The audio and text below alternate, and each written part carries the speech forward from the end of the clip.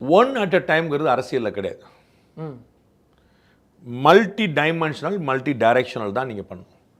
நீங்கள் வந்து இந்தியாவுடைய உள்துறை பாதுகாப்பு இப்போ எவ்வளோ எசென்சியல் பாருங்கள். நேபாளை பார்க்குறோம். இப்போ நேபாள், பங்களாதேஷ், ஸ்ரீலங்கா 3 அண்டை நாடுகள் சடசடசன்னு அடுத்தடுத்து வந்து பெரும் வீழ்ச்சி சந்திக்கும் போது நம்ம மேலே எவ்வளோ பெரிய குறி இருக்கும், எவ்வளவு நாடுகளுக்கு சந்தோஷம்னு பார்க்குறோம். நம்ம சைனாவும் சந்தோஷப்படும், அமெரிக்காவும் அப்படிப்பட்ட ஒரே ஆள் நம்ம மட்டும்தான்.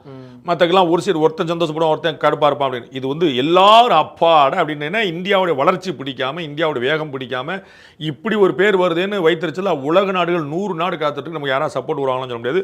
1-2 நல்ல நண்பர்கள் இருக்கிறாங்க அவங்கள தவிர. ஸோ வந்து அப்படி வந்து உள்நாட்டு பாதுகாப்பு வரைக்கும் பார்க்க வேண்டியதுக்கு வந்து என்ன, அவர் இதை தான் பார்க்குறேன் அதை தான் பார்க்குறேன் அப்படி பண்ண முடியாது.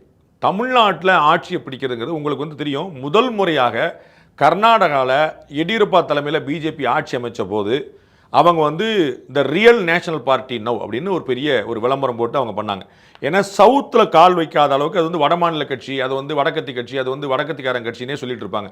கர்நாடகாவில் ஆட்சி அமைச்ச போது தான் அது முதல் நேஷனல் பார்ட்டியாக வந்துச்சு சவுத்தில். சவுத்துக்கெல்லாம் பேஸாக இருக்கக்கூடிய தமிழ்நாடு இந்த இடத்த கைப்பிடிச்சாங்கன்னா அது வந்து பேன் இந்தியாவுக்கு வந்து ஒரு பியூட்டிஃபுல்லான